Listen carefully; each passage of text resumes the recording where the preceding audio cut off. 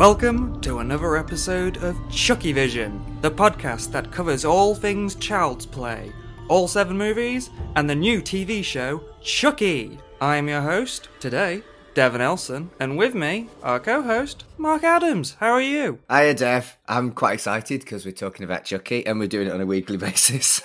Yeah. God, it's a weekly basis for ages. We're going to be talking about this for months. So I wanted to actually talk about this, Dev, because we've had a tweet from a friend of the show, Waji, who is at WAJEEHO94 on Twitter, and he corrected us from last week, even though in IMDb and Wikipedia say that there are 10 episodes. In 2 interviews, Don Mancini has said that there's 8. I'm now assuming that there's only 8 episodes rather than assuming that there's only 10. Because these were quite big interviews. There was one on a relatively well-respected website called Deadline.com. But the other one was the New York Times. And if Don Mancini is telling the New York Times that there's 8 episodes, I'm thinking there's probably 8 episodes. I mean, that's still a lot. That's still a lot. It's still enough, but Basically it means we 8 hours. don't have to record over Christmas. Christmas Chucky would have been good. Christmas Chucky would have been good, you're right. But also 2 weeks off just before Christmas when I've inevitably not done my Christmas shopping is also very good. Well, presumably it's going to be all Chucky themed. I mean, that would be good. That would be good. I've already found a Chucky t-shirt in Tesco. Did I tell you that? Oh yeah, we've seen that over here in over the pond in England. Yeah, In Tesco? all our shops like Tesco and Asda have started selling quite cheaply made Chucky branded shirts. I never expected to have a Chucky t-shirt, that's all. And now I've got a Chucky t-shirt. If I can be arsed, I'll take a photo and put it on the socials. Some of them are quite nice. I mean, just to sum it up now, it is basically just a random picture of Chucky just printed onto a shirt and then just above it, Chucky. You could basically make this in between. Yeah, it is somewhere in between, like something you made yourself and a very good quality t-shirt. It's definitely somewhere in between the two. But I don't care, even that, the fact that that exists and that Chucky is popular enough and in the kind of public consciousness enough that Tesco, for American listeners, Tesco is kind of our equivalent of Walmart, probably, that Tesco has been asked to mass produce Chucky t-shirts. It's just wonderful. Also, did you see that Chucky trended 2 weeks in a row after the airing of the episode on Twitter as well? I was just about to say, yeah. The fact that Chucky is popular. Chucky is popular. I saw some stats online in terms of TV viewings and stuff. I think the first episode, it was like 800,000 people tuned in. They released the first episode on YouTube, and that has like 2 million views. It's doing well. Amazing. It's just so well deserved. I love this franchise. And I'll tell you something, after the launch of the first episode and our first episode covering it, the numbers of people that have listened to this podcast has skyrocketed. So, hello, new listeners. Thank you so much for joining us. We really appreciate it. And I'm just really pleased how popular Chucky is. And as far as I know, we are the only dedicated Chucky podcast at the moment. But if we're not, and you're listening to another one, we'd love to know who they are. We'd love to get in touch, maybe even work together.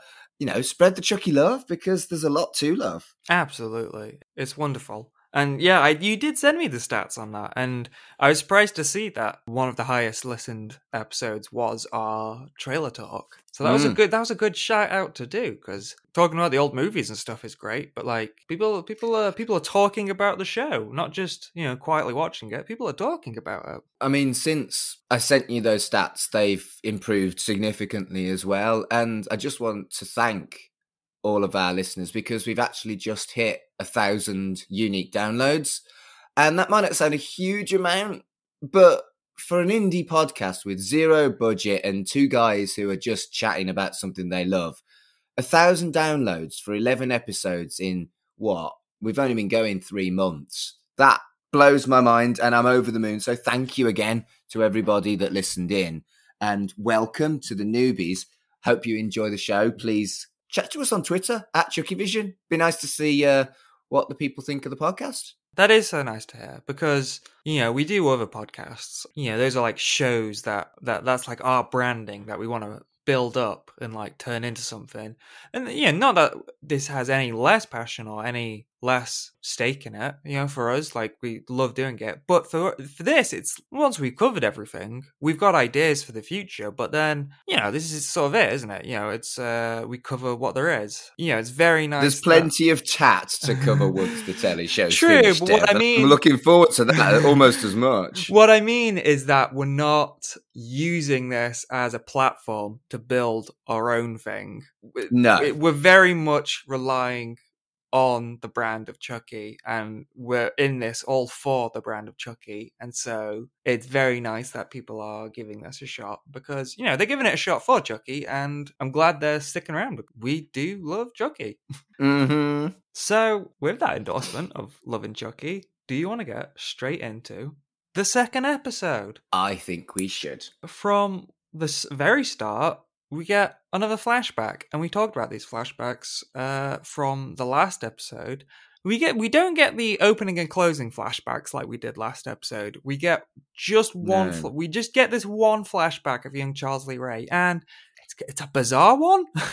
Yeah, I think these flashbacks are clearly a slow burn. We're not going to actually see very much of this until I think we'll have like one episode where we'll have like a big flashback where there'll be like quite a significant portion of the episode will be flashback. But they're very much kind of gently just dripping in little tidbits to begin with. And I can work with that. And also, you remember we were talking about Chucky's age last week? Mm. So it confirmed that it was Halloween 1965. And so the kid in that was about 10, which means that Chucky is actually in his 60s rather than his 70s, like we did crap maths last week. So we weren't too far off. Chucky's retirement age still. So, he's an old guy, but he's not quite as old as we thought he was. Well, we were doing maths on Brad Dourif, so they've taken off a couple years. But I do still think that the age of Chucky is fascinating. Really, 65 compared to 75. It's still an old geezer. If he was not in the body of a doll, he would be, I don't wish to be rude to our older generation, but he wouldn't be in peak physical fitness like you tend to get your killers in films being, Jason Voorhees, Michael Myers, they're in peak physical fitness. A 65-year-old man wouldn't be able to be as physically fit as someone in their mid-30s to early 40s, Well, say that to Michael Myers. He's still going around killing people. That's true, but yeah. How old's Michael? Let's not. I don't want to know how old Michael Myers is. That's a completely different podcast. So, sticking with young Charles, well, there's not much to say about it, really, because all he does is get the classic apple with the razor blade in it, and then he deliberately takes a bite. That was weird.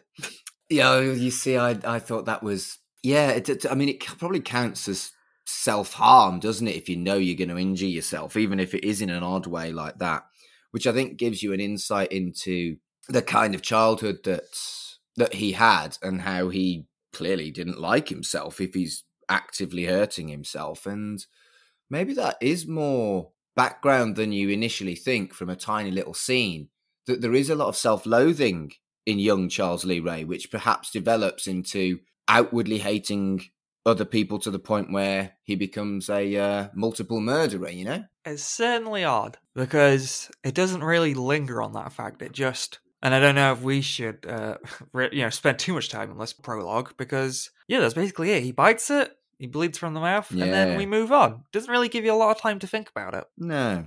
And so the rest of the episode then is in the present day, and we get back to the story of Jake. And it's pretty much, obviously it's a continuation from the last episode, but it's a strong continuation from last episode. Just to talk about what isn't in this episode, we don't get any characters from previous movies. Like before, like the first episode, they throw in that little teaser of Andy. This is all new people. We don't get any returning stars. Did you like that? Because I feel like I did. I feel like we really should be establishing the new cast before we get the old cast. I liked the little bit of Andy that we got in the first episode, but this really did feel right that they didn't throw original characters in too early. I was expecting them to maybe rush it, perhaps, and they haven't, which I'm pleased about. Yeah, a little part of me expected not big scenes, but something like akin to that phone call. Just another teaser, just to remind audiences that they're still there. So yeah, it felt a little odd when there was no reference. But yeah, I mean, spending more time with these characters was definitely needed. Not that they weren't developed or established in the first one, but it's all about the new characters as much as it is about the old ones. Let's spend some more time with them. I want to immediately talk about Lexi because last episode you said, "Oh, she gets more sympathetic," is what I've read. She did not. More sympathetic. She got worse. I was parroting what some of the reviews said, some of the early previews said, and to be fair, that they had access to the first 4 episodes, so she's the absolute worst. I can't. She is the worst. She is. And the fact that she accused someone else of bullying, I was like, "Oh, I hate you. I hate you. I hate you so much. You horrible, horrible." Unsalvageable. Awful. Gosh, she needs to die. But I mean, not to go into that too much, but that bit where she did accuse him of bullying, I don't know if that was her joking or was she conscious of that or was she unconscious? She's just deluded.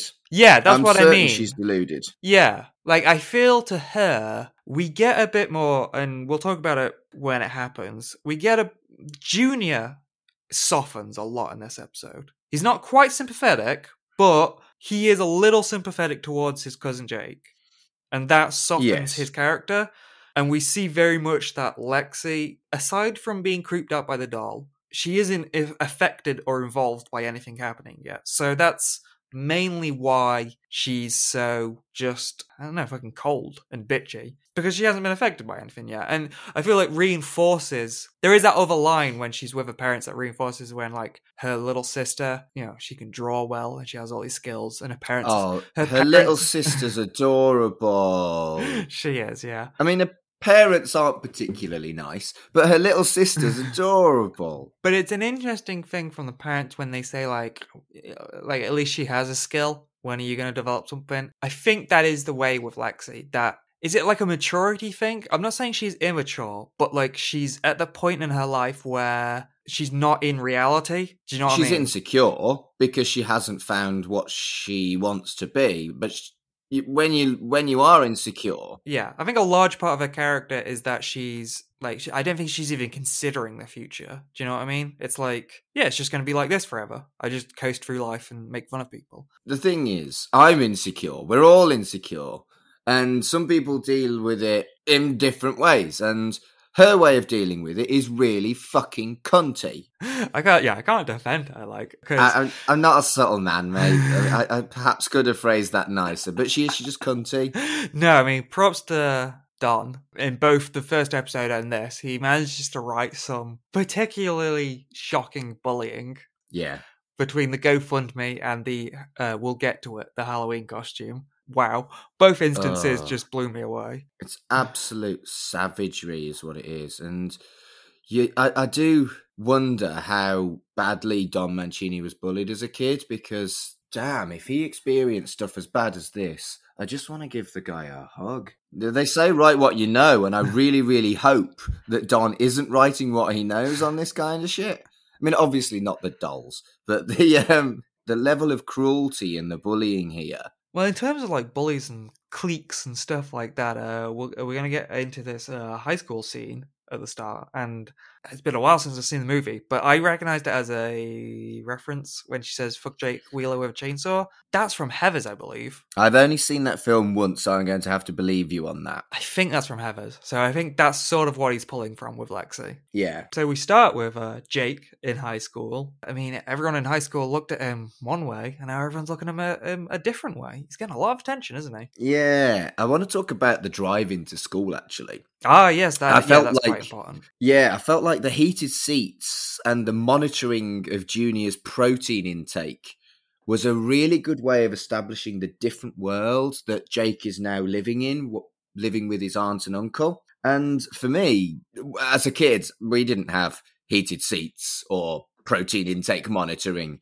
I think it's designed to make normal people go, yeesh, at the kind of way rich people live and what matters to them. Yeah, I just found that really, really hit me in a kind of, I never had this experience kind of way. And so I could empathize with Jake really well. Yeah, it's definitely the junior angle. We get a lot more to his character here in that his parents aren't bullies like Jake's dad, and they're not even so much overbearing. They are overbearing, but in a kind way. Yes and no. They want the best for their son, but they're going about it in a too strict a way. Yeah, I think that's true. But I do feel like I've done a little bit of care work. You can be abusive without even realizing you're being abusive. And I do feel like it's heavily implied that the parents here are being abusive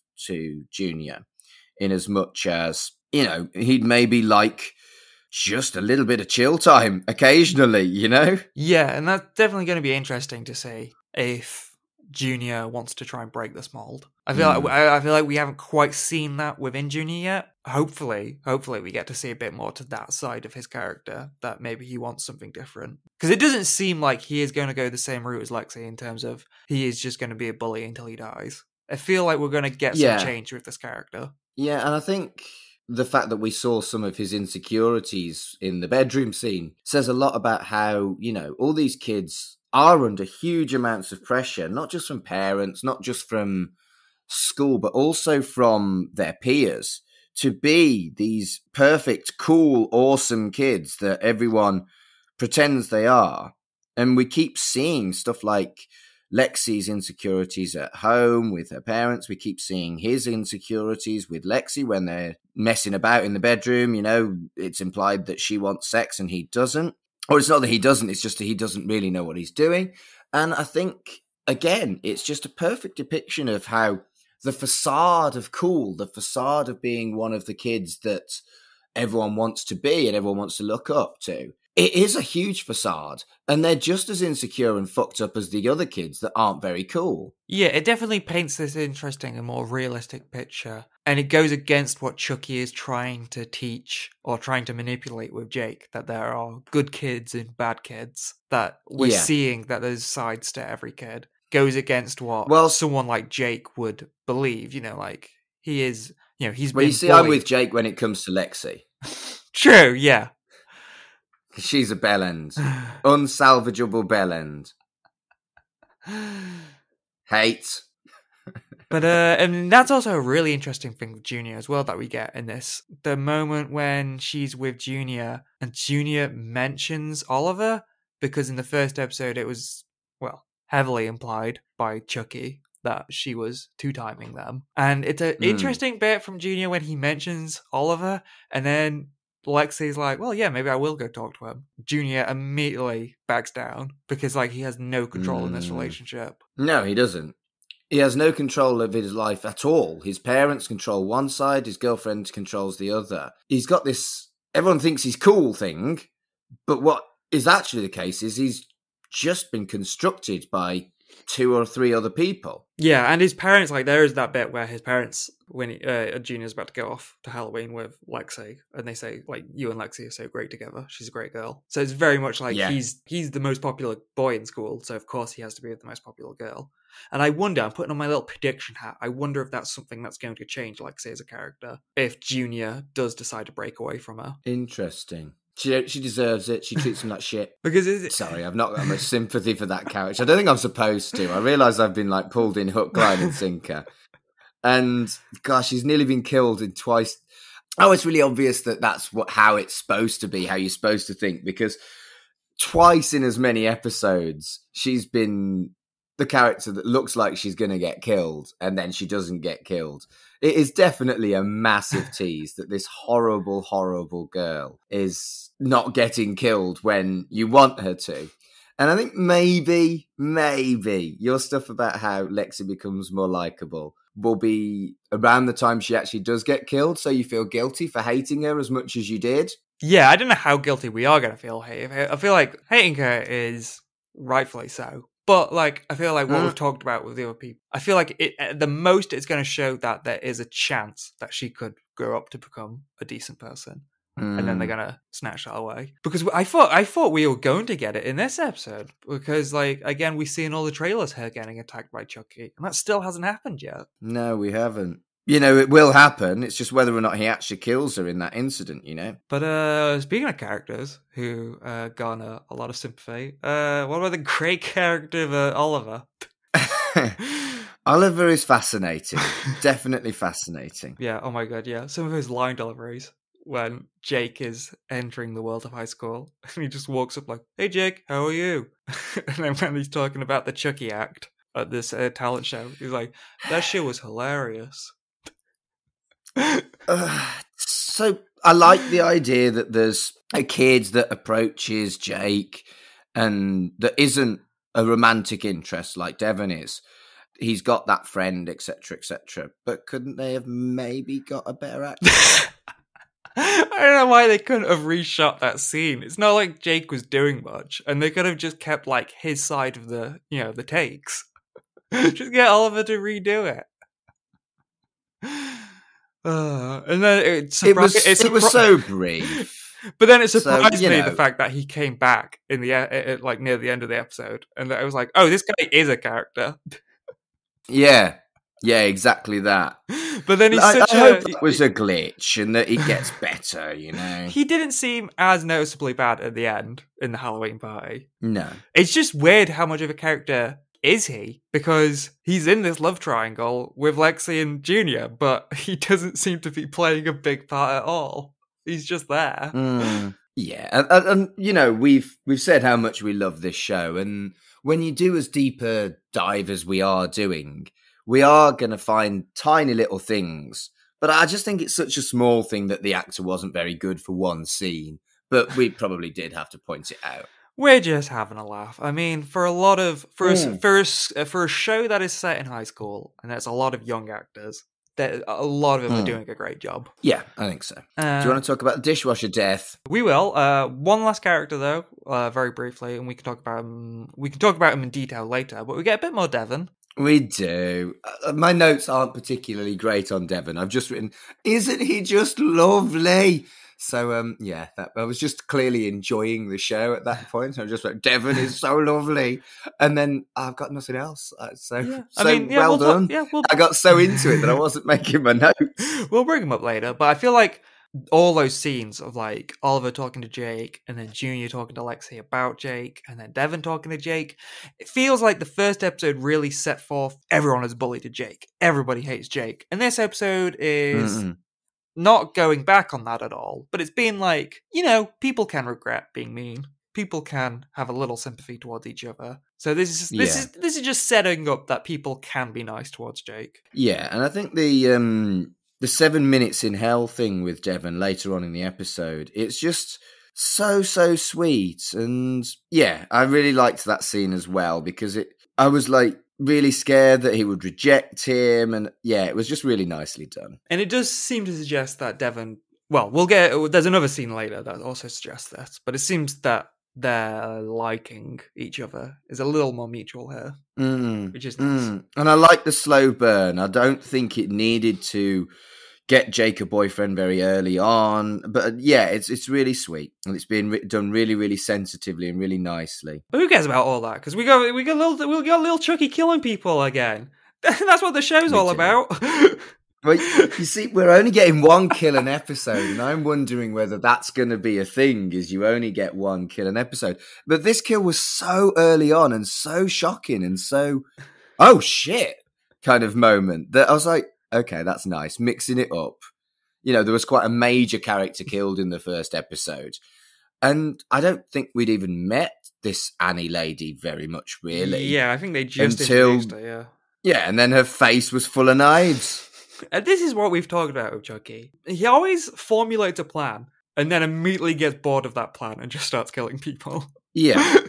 Yeah, and I think that the completely unprovoked nature of it and... the just chaotic, I'm going to kill someone now, lol, because he is still Chucky, was important, actually. And even though perhaps we were expecting another main character to get killed off, I think this murder is important to establish it's still the same Chucky, it's still the same psychopath, still the same guy who enjoys killing for killing's sake, completely unprovoked, murders quite a nice lady, actually. Yeah, I mean, she doesn't necessarily do anything bad. When she takes out Jake's diary, I thought for a moment it was going to be like, oh, she's going to read the diary, and that gives Chucky an excuse to kill her. But I think she just puts it down. She is just the maid. Yeah, and she has, unlike the violation of Jake's space in the first episode with his aunt, where she just walks into his bedroom, the maid is cleaning, she's not broken any rules. She's just a lady that Chucky goes, lol, murder. And I like that. It's just really sad that, she's got no family, so she's not going to be missed. And that line, Junior's dad said she practically raised him. I was like, ho ho, ho, ho, ho. And did you see his aunt's eyes? I was going to say, I really expected the mom then to be like, what? No, we raised him. There was just a tiny little look from the mom in a, you said what now? But it was just very, very small and subtle. And I really liked that she didn't rage. She just kind of went, well, I've marked your card. It was really, really good. So even though it seems like quite an insignificant kill, it kind of is quite significant for the rest of the characters and how their character arc continues. Yeah, it does affect everyone. And then, I do. There were some funny lines in that, how, they acknowledge the trope that the maid is family, and then they just don't know anything about her. Which, it sets them out because they are outwardly nice, but they are also callous people. Yeah, it absolutely calls them out as the selfish bastards that they are. And I am also, a little prediction hat. I'm expecting the payoff to that joke that she has no family, and then the police immediately find that she does have a family. Or she's related to a character that comes in and is quite significant later on, perhaps, as well. Perhaps. Or it could just be that brutal that he kills someone with no family and she's just dead and it's sad. This leads straight into quite an important way that this affects Chucky and Jake, and that Chucky denies doing this. And it goes into quite an unexpected domestic abuse angle between the two. Yeah, again, it isn't shy about making sure we all know that Chucky isn't a nice person.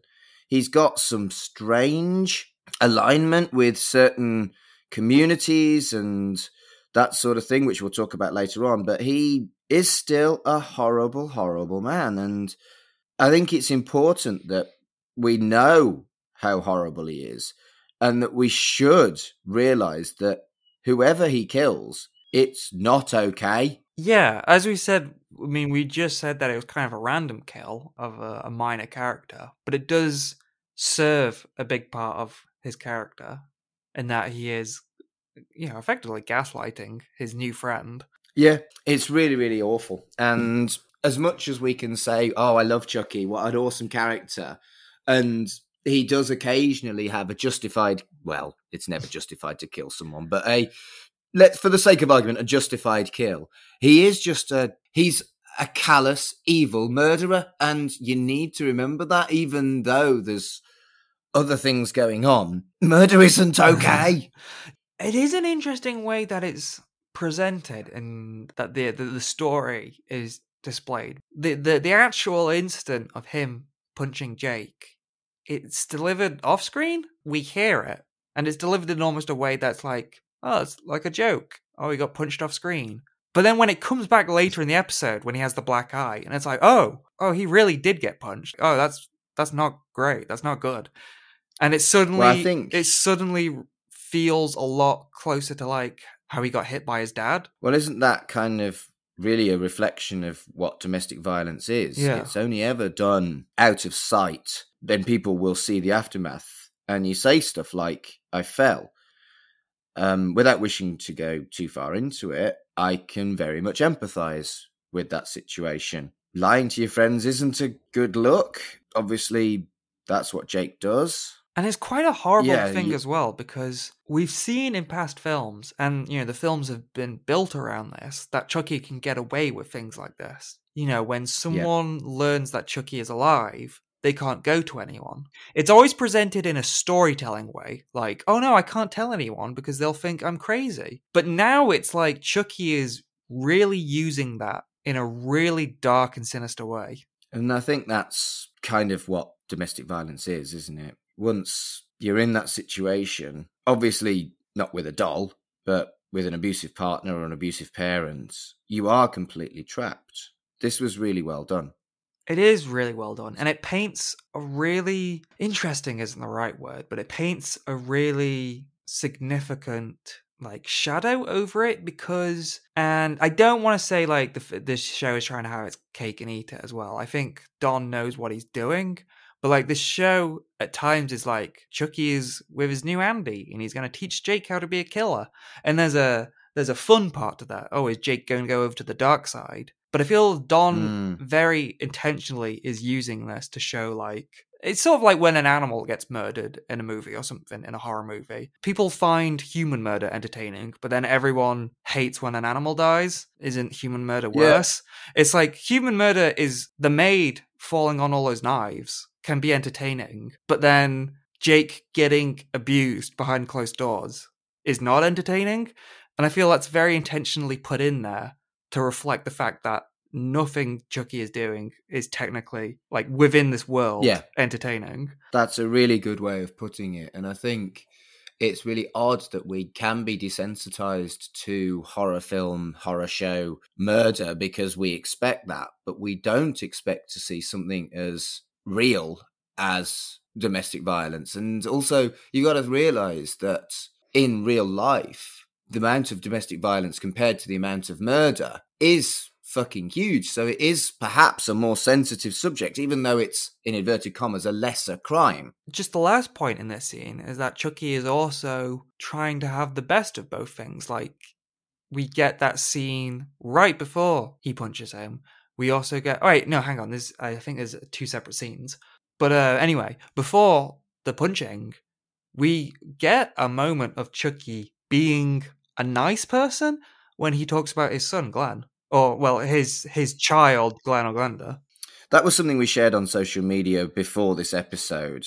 And because it's obviously something that's important to us as two queer podcasters, it was getting a lot of positive kind of stuff online. And I love how it really did subvert it. Immediately confirmed Chucky is still a fucking monster almost immediately afterwards. I think that was important because as important as the message of loving your queer kids are, Chucky has a 30-year history of murdering people. And that's what made me think as what we've seen from Chucky in the films and stuff. Maybe he does come to love his child and accept them for who they are, but they've not.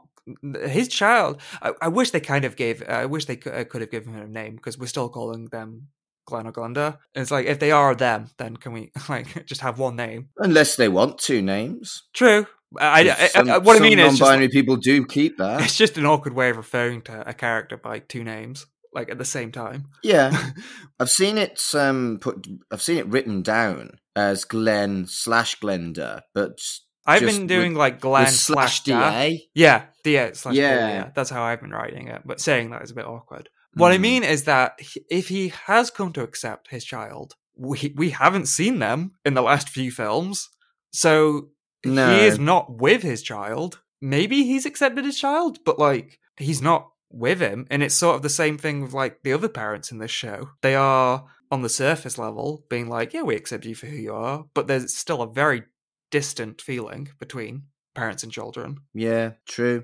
Because we also get that moment. It's not a moment. We also do see in Jake's new room that he has a pride flag, and it seems he does have a pride flag. So on that surface, it seems very much that his new parents, his aunt and uncle, are accepting of him. But it's sort of a surface acceptance, unless they don't know what it means. I don't know if they're in 2021 if they're that dumb. I feel like they know what it means. I feel that's something like the aunt would buy him to be don't worry, we love you, we accept you. Yeah, like almost a bit of a try-hard. Yeah. Yeah, that makes sense, actually. Because, yeah, I mean, if he's got it up, then he hasn't come out yet, has he? Which, I mean, you can have it and not be part of the community. Yeah. You can still have it as an ally. Yeah, it's interesting that he has that. I don't know, has he kind of sort of low-key come out by not denying it? In a way, yes. If we're going to jump ahead, there is a thing about his identity that was a very weird scene. And you mentioned it, the 7 Minutes in Hell scene. I was confused by that scene. I know what 7 Minutes in Heaven is, and it's Halloween, so it's 7 Minutes in Hell. Was Oliver and the other kids, because it's called Hell, were they expecting something bad? Or were they expecting something good? What were they expecting by throwing those in, Devon and Jake, into that cupboard? Well, 7 Minutes in Heaven can be very nice. But it can also be a really cruel way of putting people that aren't ready to, so I think the name 7 Minutes in Heaven is also slightly confusing as well. I think it is just the whole, it's Halloween, we're calling it 7 Minutes of Hell, I thought. Yeah, it was a strange scene. Again, like referring to his identity. I guess, yeah, as you said, throwing people in before they're ready. That is a mean way of doing it. But then I don't know if any of those kids were aggressively homophobic. Like, I feel like if they opened the door and did see those, because they opened the door and Jake and Devon come out and everyone's like, woohoo! Yeah, everyone's cheering, even though they didn't do anything. Yeah. And it's like, I guess that's acceptance. It's odd. I think there's an element of probably bullying Devon there, in as much as he's not really been kind of highlighted as a queer kid. Yeah, in the public eye, Devon hasn't really established anything like that, so it is. So I think maybe that was it, is that they were being mean to Devon more than they were being mean to Jake, because suggesting Jake's gay is kind of old hat, whereas doing that to Devon probably is mean. That's probably what it... Yeah, I know what you mean about being confused about it. I didn't think about that scene too much. I just thought it was like the usual spotting two kids that are attracted to each other and badgering them like what 7 Minutes of Heaven is. I never really understood that concept as a whole anyway, because it's like... It's very American. Devon and Jake didn't do anything. They just talked for 7 minutes. Like, that's all. Like, you don't have to do anything. I mean, at my school, when kids found out that there were two kids that were attracted to each other, they would just grab them and kind of pull them towards each other on the playground and force their faces together. It's not subtle, it's just kids being fucking idiots. To talk about kids, what's going on with kids and stuff, near the start of the episode where we do get a bit more of the aunt and uncle talking about children, suspicions cast on Jake and Junior about what happened and what really happened. And I think that's an interesting little scene, because they do the thing about Jake being a weird outcast, like we don't know what Jake's thinking. But then, is it the dad? Yeah, it's the dad that is very consciously like, well, what about Junior? We don't know what's going on in our kid's head. That was fascinating, the fact that they actually suspected Junior at all. It's highlighting what they'd touched on earlier with Annie practically raising him. It's almost like Junior is a fashion accessory to them, something to be proud of, but not potentially love. Yeah, it's a distant thing, isn't it? Because they seem half conscious of it. The dad did say about someone else raising their kids. The dad seems aware that they aren't the most traditional, closest parents. But I mean, that's also that's a good, what they talked about is also what we've talked about with like Lexi and Junior and all the other characters. Like, kids have a lot of stuff going on in their heads. Someone like Lexi, stuff is going in and out of that head constantly. She's not really thinking about no one's really thinking about what they're doing. No, I mean, there's a lot of lying and hiding stuff and secrets in this episode, which is classic horror film stuff. And the more lies and secrets you have, the more likely you are to get killed, right? Saying that, just an aside, we do get a mention from Junior about the secret that the aunt is holding. We don't learn any more of that in this, do we? No. I'm not even sure what that was. Another was that slow an affair? burner. I think it's an affair, but we haven't had it confirmed. No, it was a very brief and kind of innocuous phone call. Chucky knows, but we don't. Then we get Lexi and her parents. We've tapped into that. What's going on with her parents? Very much distant parenting. like to an even more extreme here. But then at Yeah, the same I think time, so. it's an odd one because Lexi herself acknowledges it. You guys don't know me at all. They don't seem that distant. I mean, they are, but they don't seem that distant. Like, they do seem to be sort of trying with Lexi, but it's like it's not that they're initially distant. You get the idea that they have tried and are trying, but have basically given up because Lexi is just not letting them in. They're not very kind to her, though. No, but I think that's just like, I don't think that's like Jake's dad. I don't think that's like a hatred that they had inherently. I think that's more like a frustration. Like that like Lexi is just not becoming a good person and they're just frustrated at. No, that makes sense. Yeah. Yeah. And also the dad is the mayor, so I think they probably want their daughter to be a bit nicer. Yeah, and again, I think that's a nice development of the storyline that we saw earlier in the first episode, where she was clearly abusing the power that she had by having a powerful dad. We see how that affects him. That is, yeah. I'm talking about. God, why should I even take this prediction hat off? It's been on all episode, but I feel like if her parents or the mayor seems like a good person for Chucky to knock off, and if that would probably affect Lexi. Yeah, but the thing about predictions is, he would have predicted that he was going to kill Annie. We didn't even fucking know Annie in the first episode, really. Yeah, I think there's only so much predicting. We're making more predictions about Lexi than we are with Jake, and Jake is the protagonist. Yeah, but she's such a horrible antagonist that we've grasped onto this character, haven't we? She's going to make it all the way to the finale somehow, and it's going to drive us insane. Don't fucking say it. Don't fucking say it. I love how it was Junior's sexual ineptitude that saved her this week. That was a very interesting and entertaining scene of Chucky trying to murder them. And because he was crap at sexually seducing her.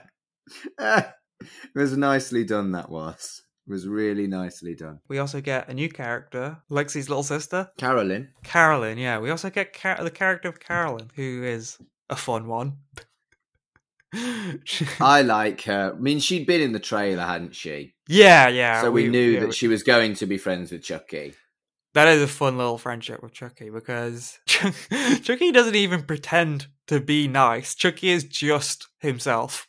And she's like, okay. Yeah, I've written in my notes for both Carolyn and for Jake, is one toxic friend better than no friends? Because that's kind of what is implied here, isn't it? That... You know. Yeah, because Carolyn's getting no time with Lexi. No, exactly. Just looking at my notes, there are so many parent scenes in this. We get another parent scene with Devon and his mum. Yeah. And that's an interesting little angle, because they seem far more traditionally parent and child, like they get on.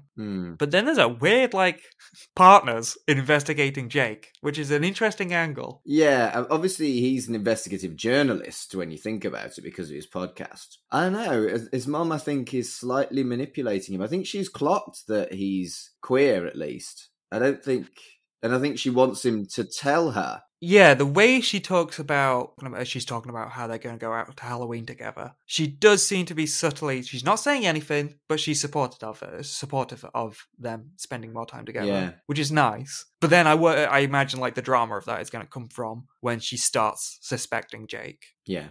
Because she does already. She's already vaguely suspecting Jake. Yeah, these first two episodes, both of them left me going, oh, what more? Give me more now. I would have definitely, if these had all been released at the same time, I would have definitely binged them in a day. Oh my God, definitely. And been completely irresponsible of any other things that I needed to do on that day. This show has absolutely got me gripped. Both the first and second episode have left me going, oh, need more Chucky. So, yeah, it's doing its job, isn't it? It is, yeah. I definitely want more of Jake's room. God, I love those old pulp detective novel posters. Those are amazing. Those are Jake or Devon's room. They are very cool. Yeah. It's Devon's room. I do wonder how rich his parents are, because that seems like a really well-decorated room. Medium level income if his mum's a police officer? Maybe. It's just it's a very fancy-looking room. But he's quite a sophisticated kid, isn't he, in his taste? Which is quite unusual. He does seem oddly mature, but not distractingly so. He's a nice character, so I can accept that. Absolutely. I'm thinking that it will be heartbreaking, because I do wonder if that his mum investigating Jake is going to be that's got to lead to some heartbreak when Jake I can't think trust. so, yeah. Because I mean, is Jake going to defend Chucky over Devon? Like, is he going to have to pick sides? I don't want that to happen. I mean, I do, and I want him to pick Devon. Well, no, yeah, I was like, I mean, I don't want the inevitable heartbreak of like Jake figuring that Devon's mom is investigating him, pushing Devon away. That's got to be the inevitable conflict between them. Yeah, I guess you're right. And I mean, God, if Jake figures that out, then Chucky's going to figure that out, and then Chucky's going to kill Devon's mom. I think Devon's mum is doomed. That's got to be That's got to be near the finale that something like that is going to happen. It has, but I definitely think she's doomed. Poor Devon. And that's definitely going to put a rift in everyone's relationship, really. So far, Chucky is just targeting bad people. It's going to happen sooner or later. Chucky's going to kill someone doesn't that do Jake anything. really doesn't want dead. True, but then he's already gaslit Jake. He's already gaslit Jake into thinking that he didn't kill the maid, and Jake is still showing emotion towards his own dad, and that was inarguably a bad person. So I mean, once the innocent people start dying, it's really gonna tear Jake apart. Definitely, but the ending, grim. Yeah, let's pretty much get to the ending. We've got Halloween parties and Halloween costumes, and I'm gonna be honest, I'm a little disappointed by how, I guess, un-Halloween this Halloween episode was, because not a lot of great costumes, gonna be honest. Fascinating, isn't it, that you tend to see American shows depict Halloween as this incredible thing that British people don't really get on that scale, whereas this was a little bit more low-key, so that was interesting to me. Yeah, it felt low-key, and I was really hoping for that, the movie Halloween, I was really hoping for that real autumnal feeling. The Halloween just basically kind of starts. And then when we get Halloween, everybody is in the most generic costumes, like military guys, clowns. There was one guy in like a cowboy hat. I wasn't expecting people in like Darth Vader costumes, like licensed characters, but aside from the horrible, horrible costume that Lexi had, no one put any effort into their Halloween. That costume, though, I think we do need to talk about it. We do, that costume. What an absolute cunt. And it really gets to Jake. The fact that she dared accuse him of bullying her earlier on in the episode, it's just... Imagine mocking someone's dead parent. It's just beyond the pale, isn't it? Yeah, I mean, God, I don't even know. I mean, if not a single one of those kids in 2021 is videotaping that and putting that on, like, Instagram, how can she get away with that, really? I think it could be something that they play with later on. You know, she does get called out for it. I hope so, because it feels that it's the kind of behaviour that might eventually turn people on her. Because, I mean, maybe, but then that seems like the way she did it, and the way she did like the GoFundMe thing, it's not personal bullying. It's very performative bullying. She has to do these things like in front of everybody, so she's the center of attention. And again, I'm not garnering any sympathy for her, but there is that very specific shot when she isn't doing this in front of Jake. She's doing this in front of everybody else. And when she sees Jake in the audience, there is a moment, like a split second, where she stops acting and sees Jake, and then she goes back into doing it. Because she's not doing it to bully Jake. She's doing it to be the center of attention. That's an interesting observation. But yeah, she's 14, 15. She knows what she's doing. Yeah. She knows what she's doing. Yeah, that's what I mean. She isn't... her main purpose isn't to hurt Jake, but she feels like she's hurting him by way of like getting attention, and she's just like, well, he shouldn't be that big a deal. But yeah, God, what a grim sight, and it really does mess Jake up. Good Lord, it really does mess him up. Well, I think it's the thing that eventually turns him to join Chucky in the brutality. We get that which scene, is the end of the episode. Yeah.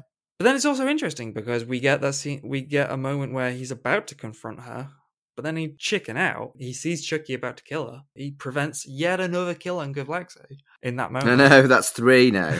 Now he the episode ends with him potentially Well, it looks like it. He is embracing the dark side and embracing the idea of killing her, which seems to lead into what we've seen in the trailers of her in the woods and someone, presumably him, with a knife. Yeah. Huh. But we've still got 6 more episodes of this, and there's still lots that we've not seen from the trailer. We've not seen Andy. We've not seen Kyle. We've not seen Jennifer Tilly.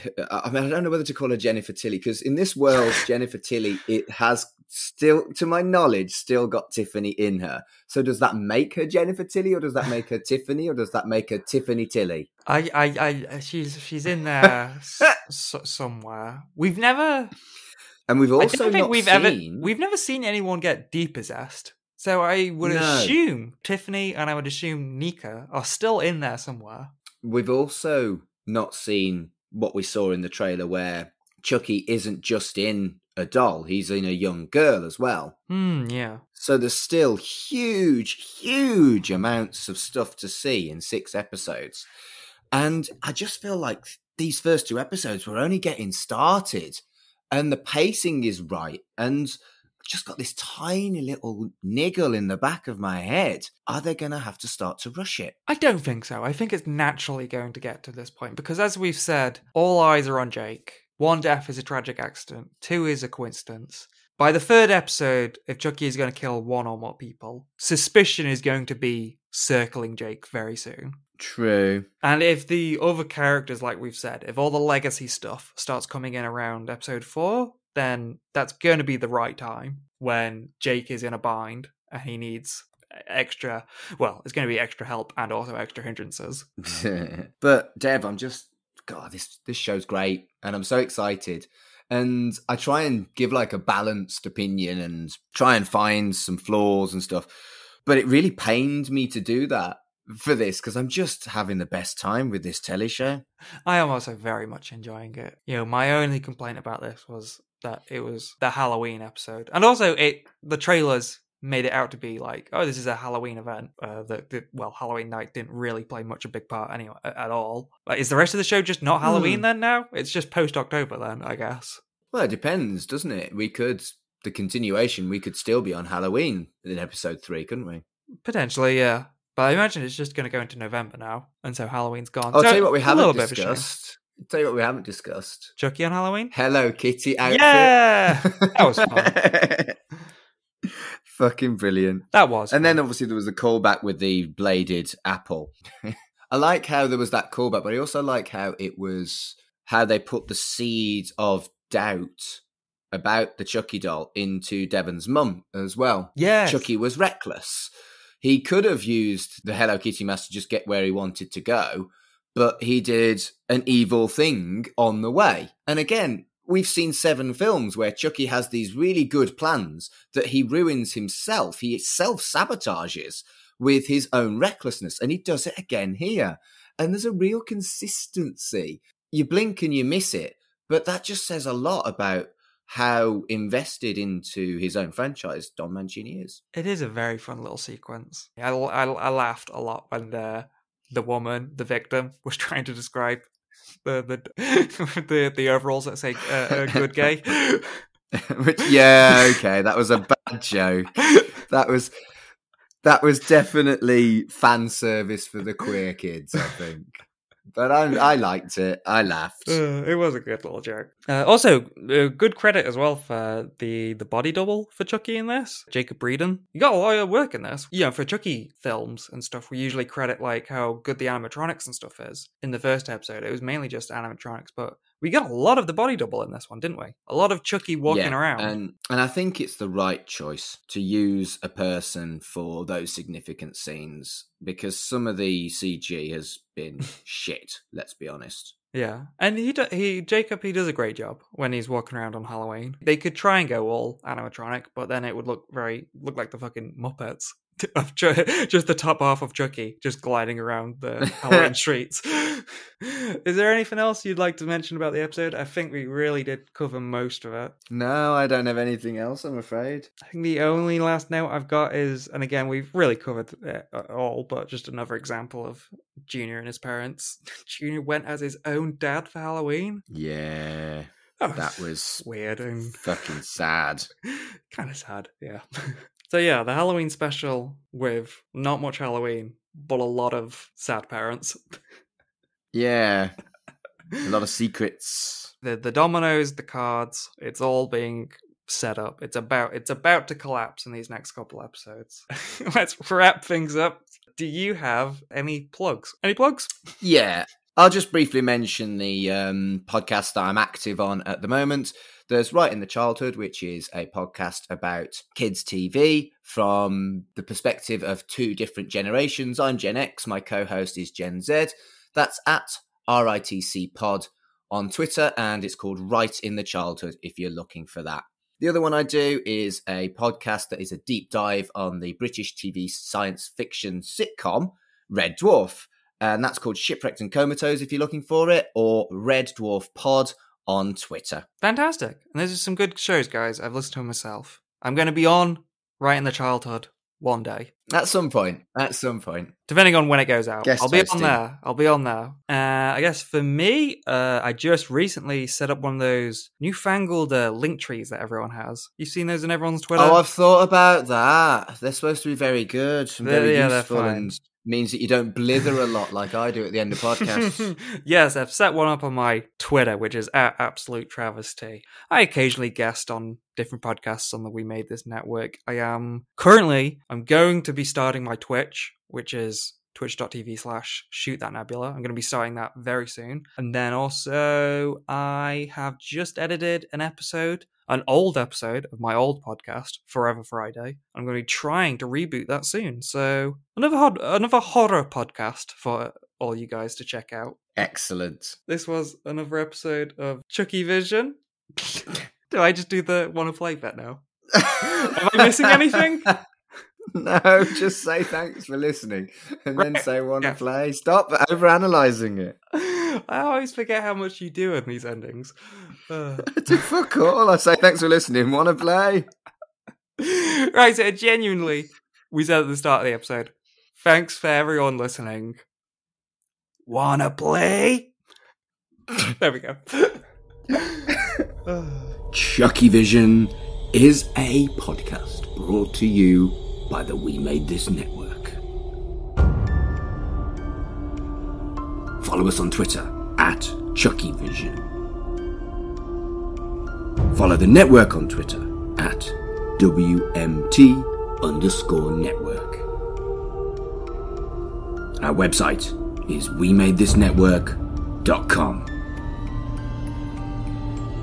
The logo was designed by Carl Bryan, and the theme tune composed by Dark Fantasy Studios.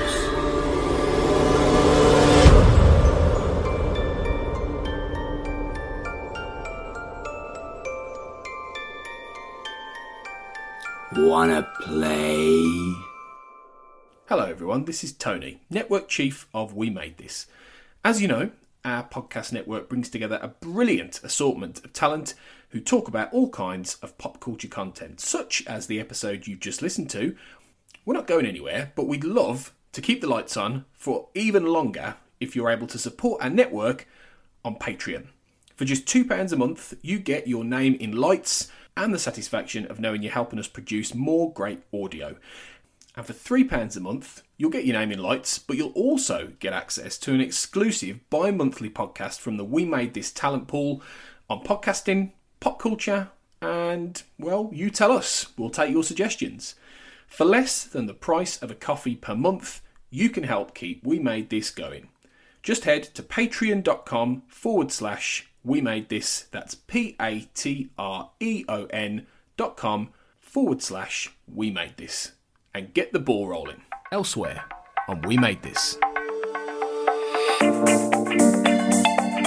Frame to frame. I do find that on Please Mr. Kennedy, it always tickles me when Adam Driver pops up. Yeah. I think that the ridiculous insertions that he has in the song is what makes it.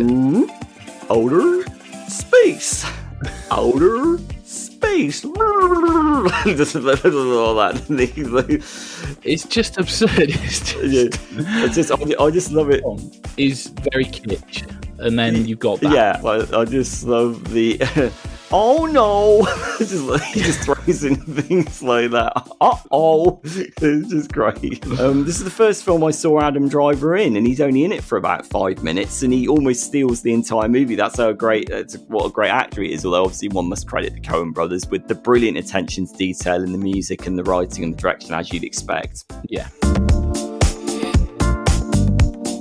Cerebral Jukebox. My friend had a Nimrod t-shirt. Quite a few people I knew had Nimrod t-shirts. Yeah. The kind of the famous one. And I think I must have seen that album cover every day. Yeah. For 2 years. To me, I think Nimrod could be the perfect rock album. I don't think there's a better all-round rock album than Nimrod. American Idiot is exceptional, but there's something about Nimrod that ticks so many boxes and has so much diversity on it. I think it could be the best album ever made.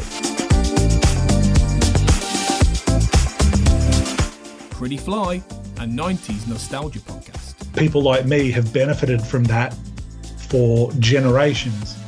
Now that that's being challenged, centuries, 100%. You've got people that are understanding, and I'm not ashamed of who I am or where I'm from, but that, doesn't mean that I can't sit back and say, hey, other people catching up ain't a bad thing. Absolutely. I just want to remind the listeners, this is a Rugrats podcast. This has got deep and serious at the moment. Check out all of these shows and more on the We Made This podcast network.